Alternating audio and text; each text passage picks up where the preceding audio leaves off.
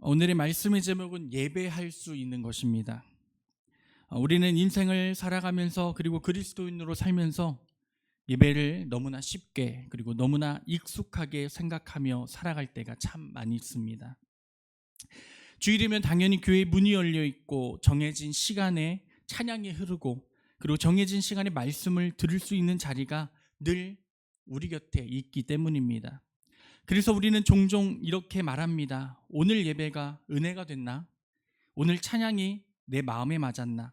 아니면 말씀이 나와 나의 마음에 와닿았나? 그러나 오늘 이 시간 우리는 질문을 조금 바꾸어 보아야 합니다. 예배가 은혜가 되었는가가 아니라 예배할 수 있다는 것 자체가 얼마나 큰 은혜인 줄을 다시 한 번 더 깨닫는 믿음의 시간이 되시기를 바랍니다. 제가 참 보고 싶은데 애가 둘이라서 보지 못하는 영화가 있습니다. 화면 좀 띄워주시겠어요? 신의 약단이라는 영화입니다. 저도 이 영화를 제가 알고 싶어서 광고를 해드리는 건 아니고요. 제가 막 유튜브 보고 인스타를 보다 보니까 저기에서 나오는 찬양들이 이렇게 많이 이슈가 되더라고요. 그래서 제가 가끔 설교를 하다가 좋은 찬양 한 곡씩 소개를 해드리잖아요. 네, 우선 넘겨보시면 한번 틀어주시겠어요? 네, 한번 들어보세요. 테이크 2.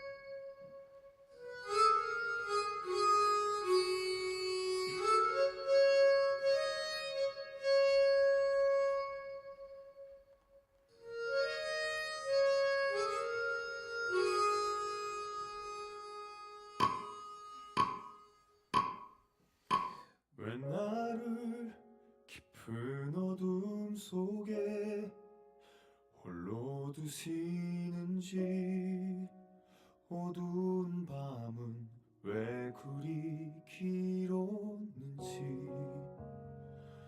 나를 고독하게, 나를 낮아지게, 세상 어디도 기댈 곳이 없게 하셨네.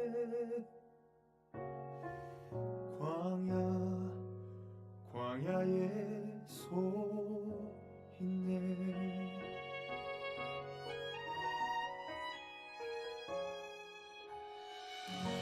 주님만 내 도움이 되시고, 주님만 내 빛이 되시는, 주님만 내 친구 되시는 광야.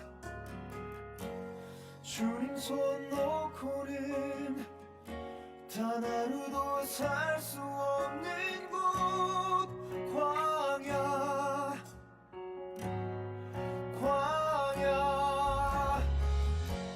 주께서 나를 사용하시려, 나를 더 정결케 하시려, 나를 택하여 보내신 그곳 광야. 성령이 내 영을 다시 태어나게 하는 곳, 광야. 광야에 서 있네.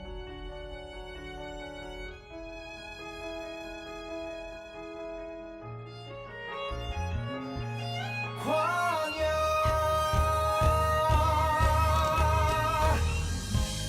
주께서 나를 사용하시려, 나를 더 정결케 하시려, 나를 택하여 보내신 그곳 광야. 성령이 내 영을 다시 태어나게 하는 곳, 광야. 광야에 서 있네. 이 영화는 신의 약단은 이제 북한을 배경으로 한 이야기입니다. 이 북한이 외화벌이를 위해서 국제사회에 보여줄 가짜 찬양단, 그리고 형식적인 종교 공연단을 조직하는 데서 이 영화가 시작이 되거든요.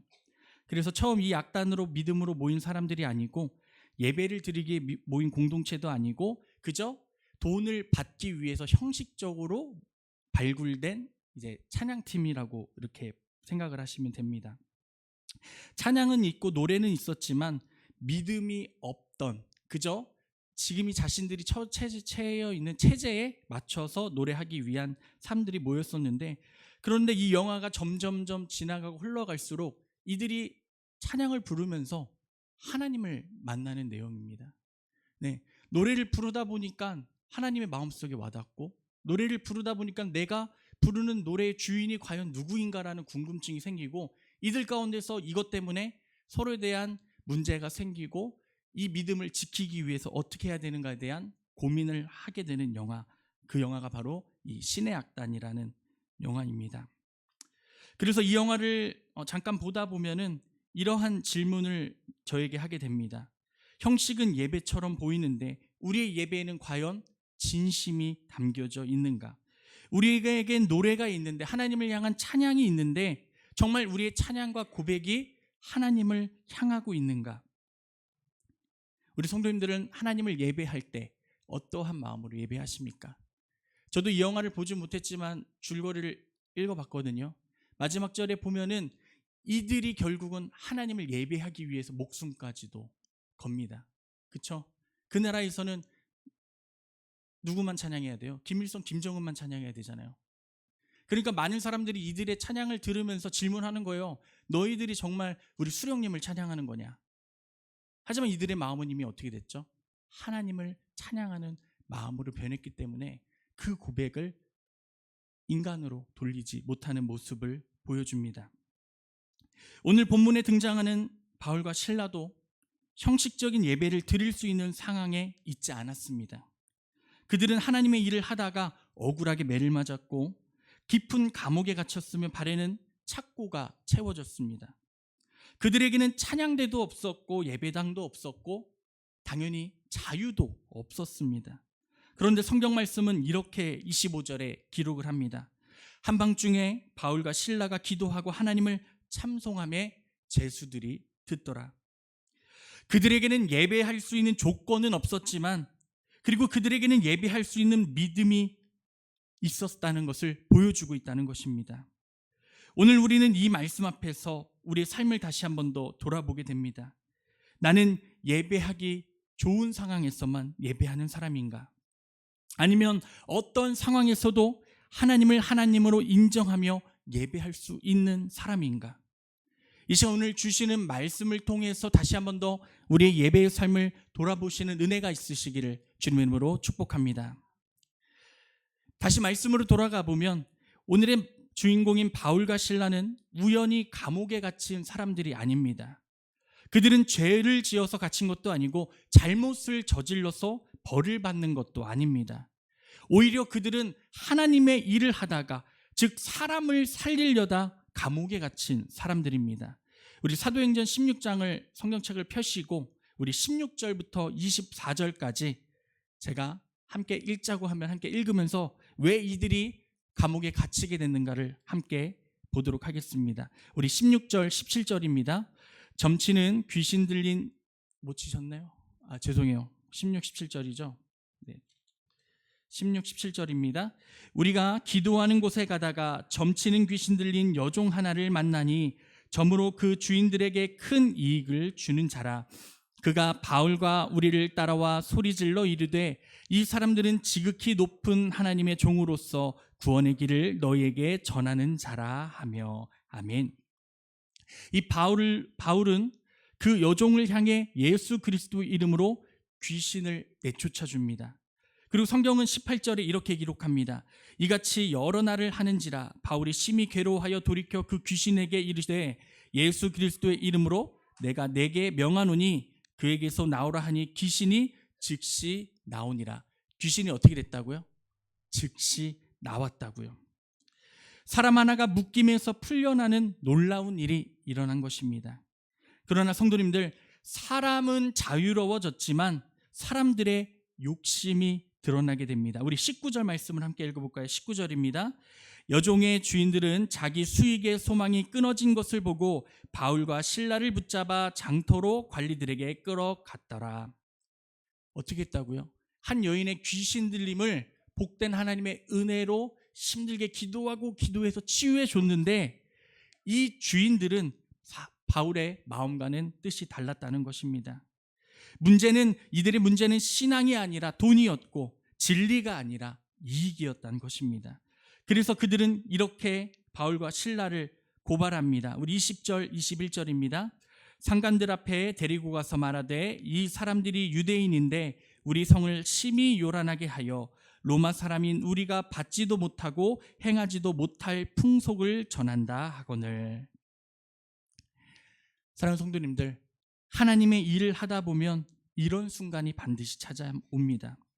옳은 일을 했는데 오히려 오해를 받고, 하나님께 순종을 했는데 오히려 손해를 보고, 사람을 살렸는데 오히려 미움을 받는 순간 말입니다.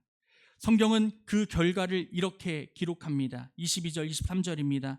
무리가 일제히 일어나 고발하니 상관들이 옷을 찢어 벗기로 매로 치라 하여 많이 친 후에 옥에 가두고 간수에게 명하여 든든히 지키라 하니. 그리고 24절에 이렇게 고백하죠. 그가 이러한 명령을 받아 그들을 깊은 옥에 가두고 그 발을 착고에 든든히 채웠다. 좋은 일 했습니다. 좋은 일 하면 당연히 무엇을 받아야 되죠? 잘했다, 칭찬을 받아야 하죠. 네. 좋은 일을 해놓고, 복된 일을 해놓고 오히려 매를 맞고 그리고 착고가 채워져서 감옥에 갇히는 억울한 상황에直面하게 됐다는 것입니다. 우리는 이 장면에서 놓치지 말아야 할 것이 있습니다. 바울과 실라에게는 사실 도망갈 곳도 없었고 상황을 바꿀 힘도 없었으며 자신을 변론하고 변호할 기회조차 없었다는 것입니다. 몸은 상했고 피는 흐르고 있었으며 억울함과 분노와 두려움이 마음속 깊이 몰려왔을 상황입니다. 이쯤 되면 우리는 이렇게 말하고 싶어집니다. 하나님, 내가 하나님을 위하여 이렇게 사역을 하고 하나님의 자녀들을 살리기 위해 이렇게 열심으로 사역했는데 저에게 돌아온 것은 이것뿐입니까? 라고 원망하고 불평할지도 모릅니다. 하지만 바울과 실라는 예배할 수 없는 상황에 놓였지만 하나님은 여전히 예배받기 합당하신 분이라는 것을 알고 있었다는 것을 기억하시기를 바랍니다. 환경은 예배를 막고 있었지만 하나님은 변하지 않으셨고 상황은 절망적이었지만 하나님의 주권은 여전히 살아 있었다는 것입니다. 그래서 이 말씀은 단순히 감옥에 갇힌 바울과 실라의 모습이 아니라 이런 상황에서도 우리는 예배할 수 있는가라는 질문으로 우리를 이끕니다. 우리 성도님들은 이런 상황에서 예배할 수 있으시겠습니까? 저 같으면 속이 타가지고 문드러져가지고 아마 아무것도 못하고 억울해 하고서 울고 있었을지도 모릅니다. 우리의 지금의 삶은 어떻습니까? 혹시 지금 우리의 삶에도 예배할 수 없을 것 같은 상황이지는 않으십니까? 억울함 때문에, 상처 때문에, 설명할 수 없는 현실 때문에 예배의 자리를 멀리하고 있지는 않으십니까? 억울함과 이해되지 않는 현실 앞에서도 하나님은 여전히 예배받기 합당하신 분이라는 것을 기억하시기 바랍니다. 오늘 주시는 말씀을 통하여서 내가 진정 어떤 상황에서도 하나님을 예배하겠습니다. 어떤 환경에서도 오직 주님만을 바라보겠습니다. 그 예배 자리에 온전히 서겠다는 믿음의 고백을 나타내시는 우리 믿음의 성도님들 되시기를 주님의 이름으로 축복합니다. 우리 25절을 다시 한 번 더 같이 읽어보겠습니다. 25절입니다. 한밤중에 바울과 실라가 기도하고 하나님을 찬송하며 죄수들이 듣더라. 아멘.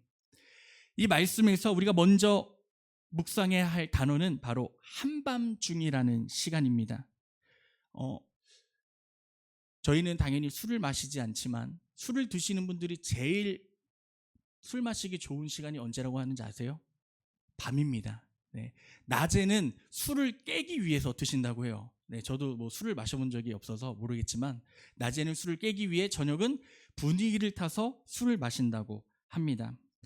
한밤중은요, 하루 중 가장 어두운 시간이고 우리가 하루를 마무리하고 가장 지쳐 있을 시간이 바로 이 한밤중입니다. 그래서 가장 지친 시간, 마음이 쉽게 무너지는 시간을 표현해서 한밤중이라고 이렇게 기록을 합니다. 육체의 고통이 몰려오고 생각은 부정적으로 흘러가며 왜 이런 일이 나에게 일어났는지 스스로 질문하는 시간이 바로 한밤중이라 합니다. 바울과 실라는 바로 그 시간에 무엇을 했다고 기록합니까? 한밤중에 기도하고 한밤중에 찬송했다. 그들은 그들의 억울함을 쏟아내며 원망하지 않았고 그들에게 처해진 침묵 속에서 자신을 가두지도 않았습니다.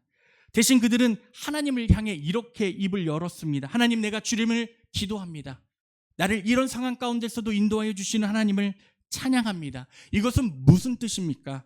그들은 문제보다 크신 하나님을 이미 알고 있었고 지금 이러한 상황에서도 나의 그 문제를 해결해 주실 분이 나의 하나님이라는 것을 깨닫고 있었다는 것입니다. 성도님들, 문제보다 크신 하나님이심을 믿으십니까? 이것을 믿으신다면 어떠한 상황에서도 그래, 내가 이렇게 어렵고 힘들지라도 주님은 나와 함께 하셔. 내가 이렇게 어렵고 힘든 상황, 내가 무너져 있을지라도 주님은 나를 인도하신다는 그 믿음을 붙들고 나아가시는 은혜가 있으시기를 소망합니다. 그래서 이들의 이 예배와 찬양은 감정에서 시작된 예배가 아니었습니다.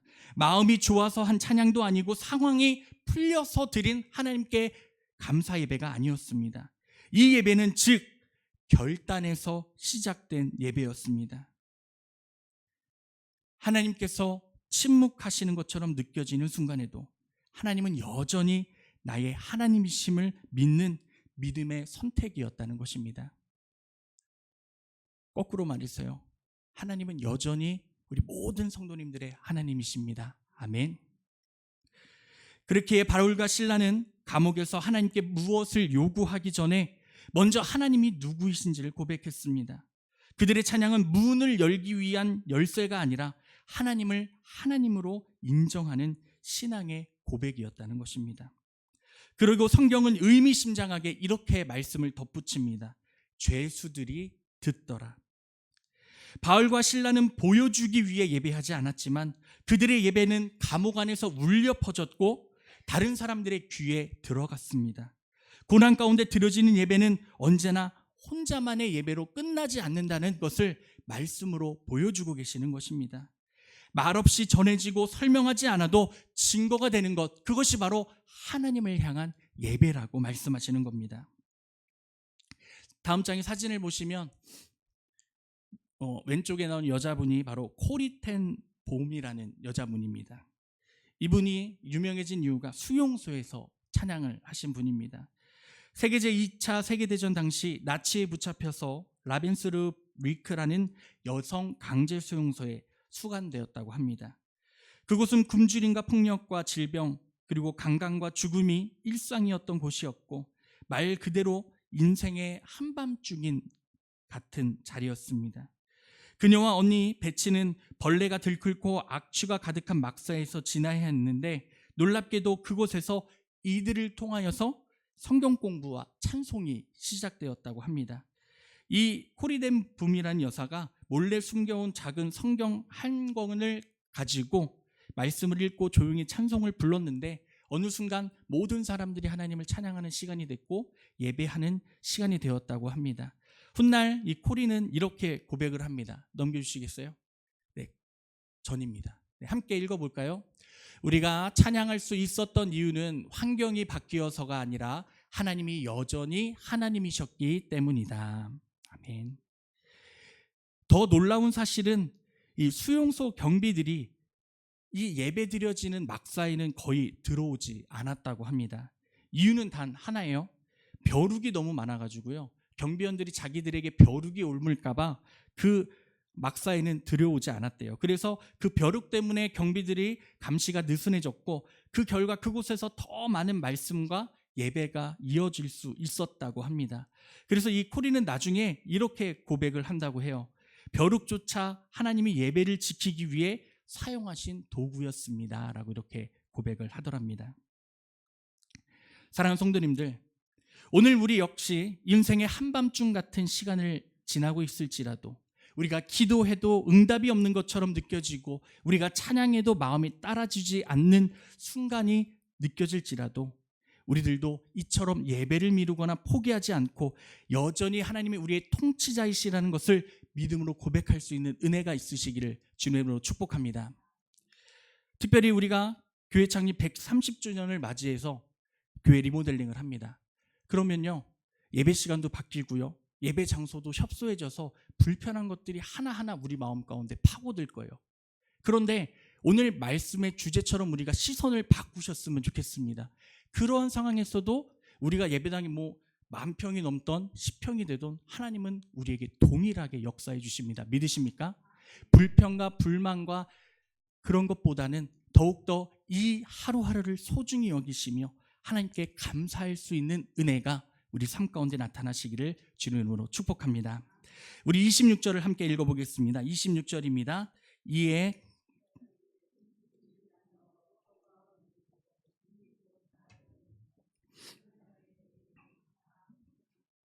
아멘.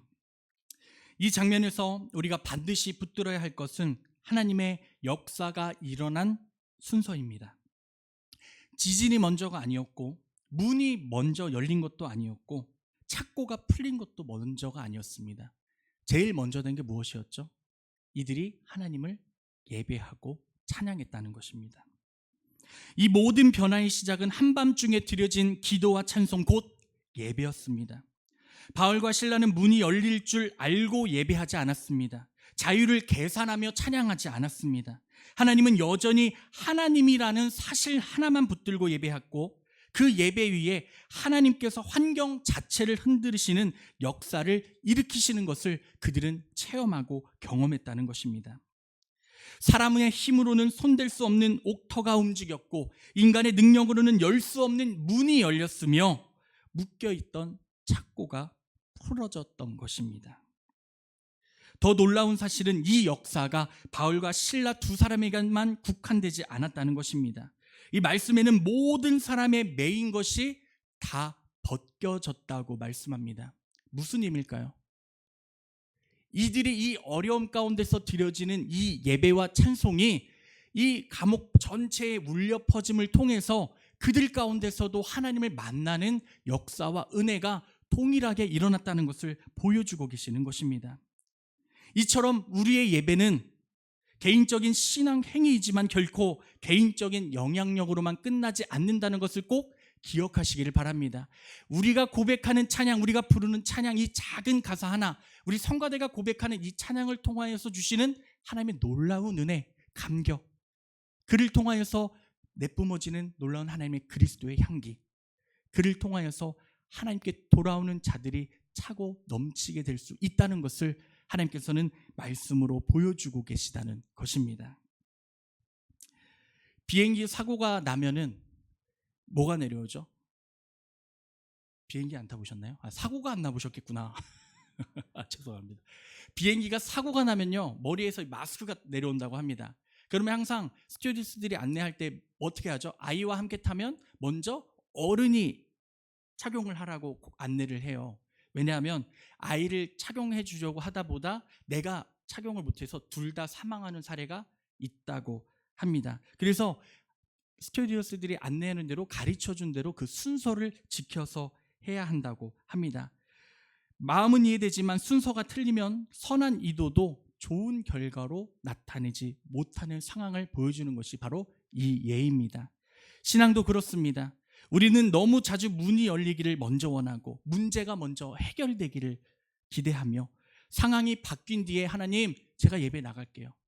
주님, 내 상황이 좀 더 좋아지면 새벽 예배도 빠지지 않을게요. 하나님, 내 물질이 더 채워지면 하나님께 예물 드릴게요. 먼저 하나님께 우리의 상황을 해결받길 원하는 믿음들이 참 많이 있다고 합니다. 그러나 하나님은 분명히 우리에게 말씀하십니다. 예배가 먼저이고 역사는 그 다음이라는 것입니다. 더 깊이 묵상할 것은 문이 열렸을 때 바울과 실라가 도망가지 않았다는 것입니다. 그들은 자기의 자유를 먼저 붙들지 않았고 하나님이 왜 이 문을 여셨는지 먼저 바라보았습니다. 하나님은 단지 그들을 감옥에서 꺼내기 위해 일하신 것이 아니라 그 감옥 전체를 구원의 자리로 바꾸기 위해서 역사하셨다는 것입니다. 한 영화를 보다 보면은, 드라마를 보다 보면 처음부터 막 결과를 알려주고 그 다음에 줄거리를 알려주고 다시 결과를 보여주는 영화가 있습니다. 그런데 영화를 보다 보면 처음에 결말을 알아서 우리가 중간이 재미없을 거라고 생각을 하잖아요. 그런데 신기하게 영화를 잘 보다 보면은 이래서 처음부터 결과를 보여주었구나라고 느낄 때가 있습니다. 하나님의 말씀도 그리했다는 것입니다. 그러면 우리도 이미 결과를 알고 있습니다. 우리가 복받을 수 있는 것, 우리의 문제를 해결받을 수 있는 것 무엇입니까? 하나님을 뭐 하자고요? 처음부터 설교 다시 할까요? 하나님을 예배하셔야 됩니다. 우리의 문제와 상황과 우리의 환경을 바라봤을 때는 우리 마음 가운데 낙심과 절망이 가득 찰 수밖에 없습니다. 하지만 우리가 하나님을 예배하며 하나님을 찬양할 때 문제의 해결의 수단이 아닌 언제나 나와 함께하여 주시고 나의 길을 인도하여 주시는 하나님의 놀라운 움직임과 그 능력이 우리 가운데 차고 넘치게 된다고 말씀하여 주시는 것입니다. 그렇게 오늘 이 말씀 앞에서 이렇게 결단하셨으면 좋겠습니다. 먼저 문이 열리기보다, 구하기보다 예배를 먼저 생각하고 상황이 바뀐 뒤에 찬양하는 신앙이 아니라 어떠한 상황 가운데서도 하나님을 찬양할 수 있는 은혜가 넘치시기를 소망합니다. 그것이 순서입니다. 그런 핑계 이제 안 됩니다. 몸이 안 좋아서 예배하지 못했습니다. 상황이 어려워서 예배하지 못했습니다. 우리의 상황을 초월하시는 하나님께서 우리 모든 성도님들의 심령과 은혜를 만져주실 줄로 믿습니다.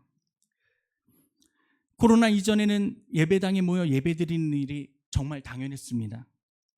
그것이 은혜인지조차도 잘 느끼지 못했습니다.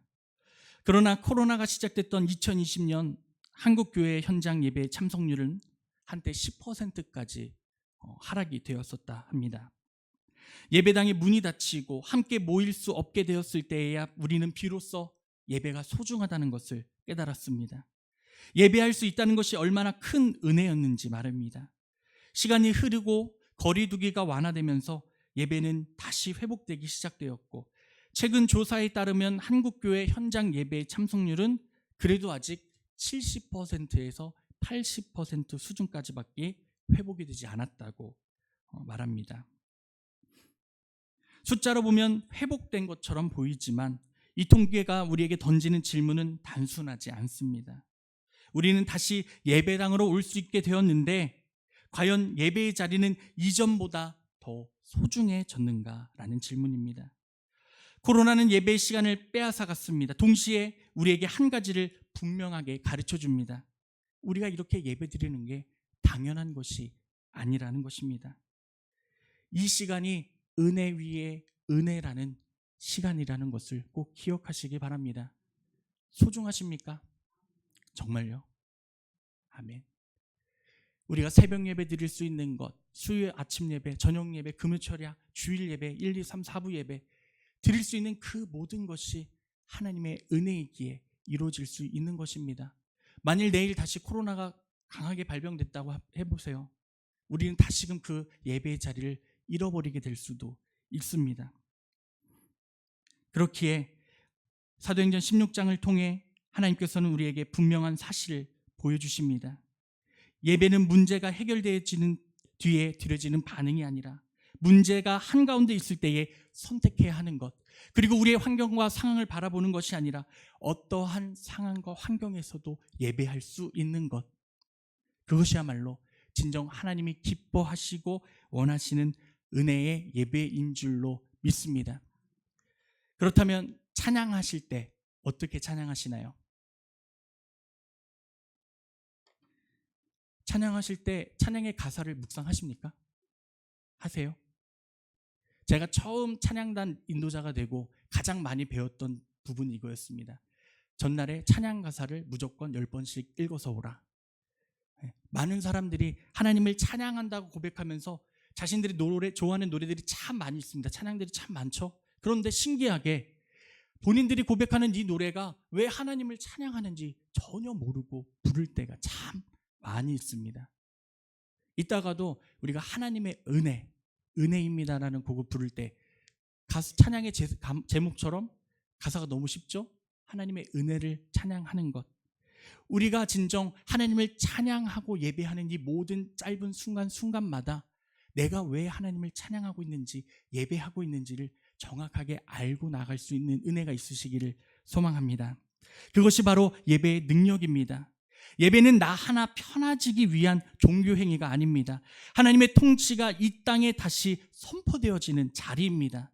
예배가 회복되면 개인이 살아나고, 개인이 살아나면 가정이 세워지고, 가정이 세워지면 공동체가 변화되어진다는 것을 꼭 기억하시기를 바랍니다.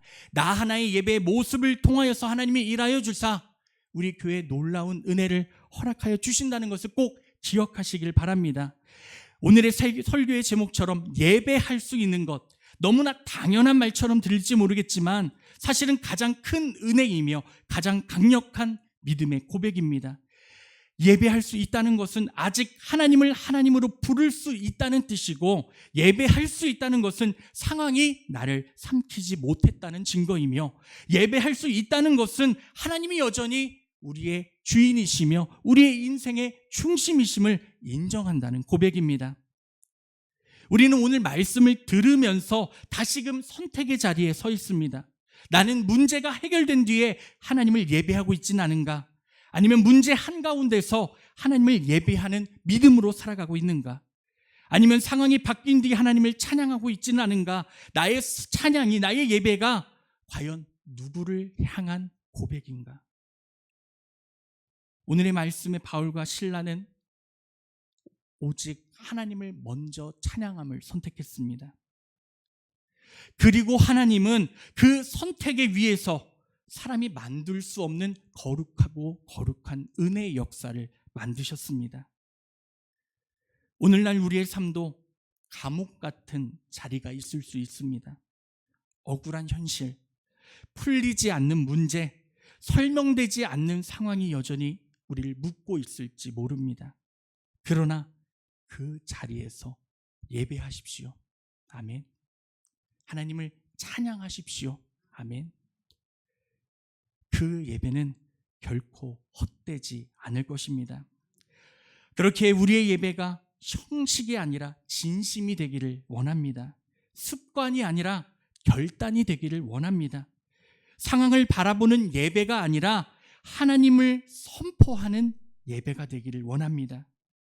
그럴 때에 하나님께서 우리의 환경을 흔드시고 우리가 열 수 없는 문을 열어주시고 우리만이 아니라 다른 사람의 묶임까지도 풀어주시는 구원의 역사를 우리 가운데 허락하여 주실 줄로 믿습니다. 오늘도 예배할 수 있음이 은혜의 고백이며 어떤 자리에서도 하나님을 하나님으로 예배하는 참된 예배자로서 살아가시는 우리 믿음의 성도님들 되시기를 주님의 이름으로 축원합니다.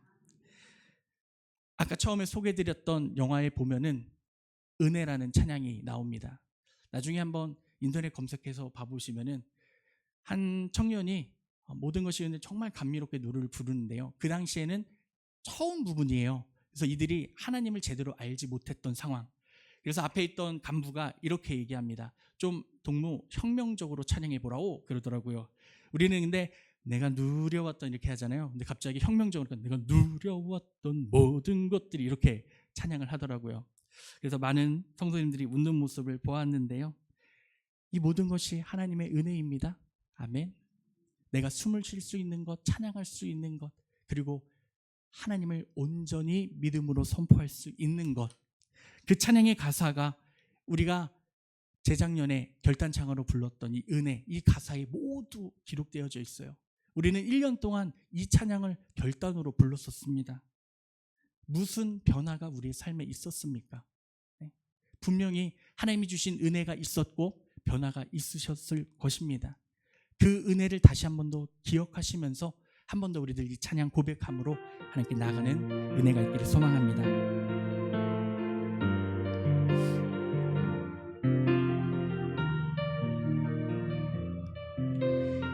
우리 찬양으로 고백합니다. 내가 누려왔던 모든 것들이, 내가 누려왔던 모든 것들이,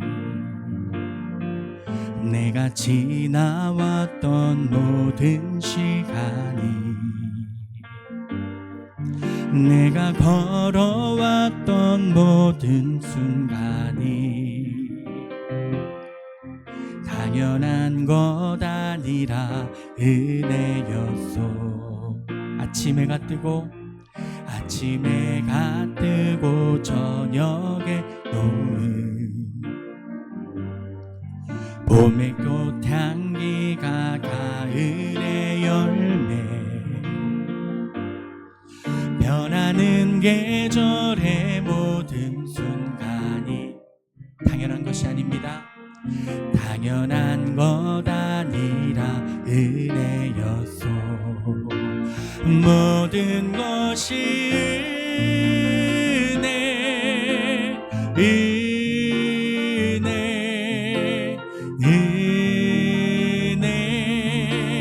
한없는 은혜.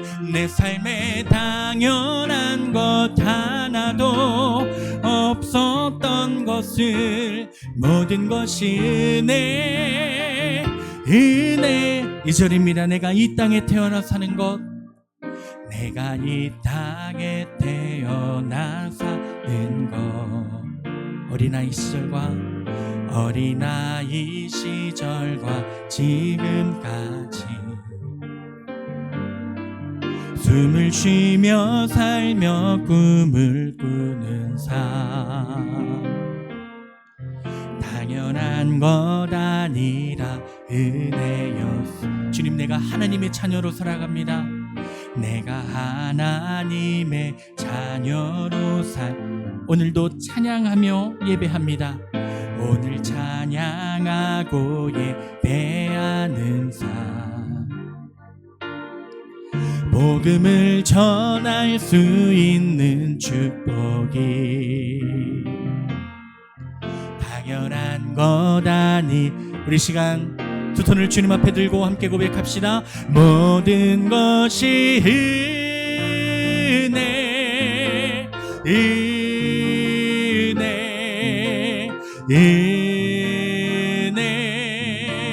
한없는 은혜. 내 삶에 당연한 것 하나도 없었던 것을, 모든 것이 은혜. 우리 한 번 더 주의 은혜를 찬양합시다. 모든 것이 은혜. 아멘.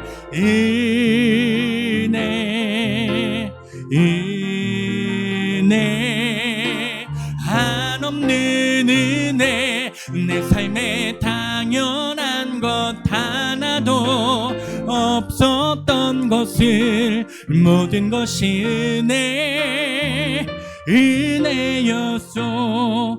주님, 우리들은 어떠한